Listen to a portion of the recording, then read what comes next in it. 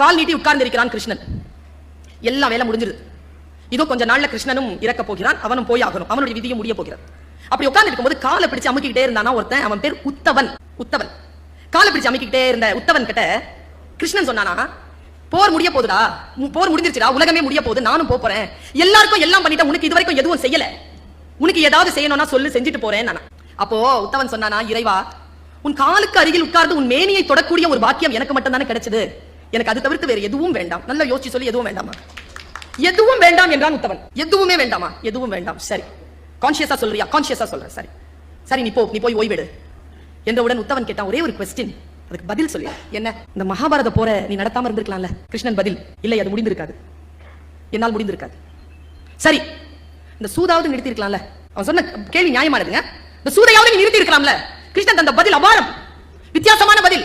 அவன் சொன்னா என்ன பதில் பாருங்க, கனெக்ஷனே இல்லாத பதில சொன்னான். துரியோதனன் விவேகி.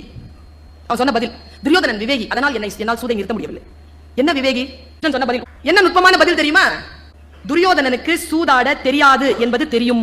தனக்கு சூதாட தெரியாது என்பதை துரியோதனன் அறிந்திருந்தான். அதனால் தன்னுடைய மாமனான சகுனியை வைத்து விளையாடினான். ஆனால் தர்மனுக்கு தனக்கு சூதாட தெரியாது என்று தெரியாது. இருந்தாலும் அவன் ஆடினான். ஒரே ஒரு கேள்வி பதில் தான் உத்தவா உனக்கு. ஒருவேளை தர்மன் துரியோதனன் எப்படி தன் மாமன் சகுனி ஆடுவான் என்று சொன்னானோ, அப்படி தர்மன் என் கிருஷ்ணன் சகுனிக்கு எதிராக விளையாடுவான் என்று அறிவித்திருந்தால் இந்த போர் நடந்திருக்க வாய்ப்பே கிடையாது. என்னை அவன் சூதாட விடவில்லை. நம்பர் 1. அதிலையும் தர்மர் ஒரு வேலை செஞ்சிருக்கிறார். என்னன்னா, இறைவா நான் சூதாடுவது கிருஷ்ணனுக்கு தெரியக்கூடாது என்று வேண்டிக் கொண்டான். பிரச்சனையா? உடனே உத்தவன் கேட்டான், எங்க பாருங்க ஞானம் வருது. உத்தவன் கேட்டான், ஏன் இறைவா அவர்கள் அழைக்கவில்லை என்றாலும் நீ போக மாட்டாயா?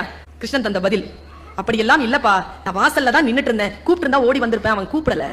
அடுத்ததாக மறுபடியும் உத்தவன் கேட்கிறான், அப்படி என்றால் வாசலில் நிற்பதுதான் உன் வேலையா? அழைத்தால் மட்டும் தான் வருவாயா? ஆம், அப்படித்தான், அழைத்தால் மட்டும் தான் வருவேன். ஆனால் எது தெரியுமா மனிதர்களை வழி நடத்தும்? நான் செய்யும் உதவி அல்ல, அவர்கள் எந்த காரியம் செய்தாலும் நான் பக்கத்தில் சாட்சியாக நிற்கிறேன் என்கின்ற ஒரு அறிவு போதும். அவர்கள் எந்த தவறும் செய்யாமல் தன்னை தானே காப்பாற்றிக் கொள்ளலாம் என்று பேசினான் கிருஷ்ணன். நாம் எந்த காரியம் செய்தாலும் அந்த காரியம் இறைவனால் கண்காணிக்கப்படுகிறது, அவன் நம்மை பார்த்துக் கொண்டிருக்கிறான் என்கின்ற ஒற்றை எண்ணம் போதும் நாம் அறம் சார்ந்த செயல்களை செய்வோம்.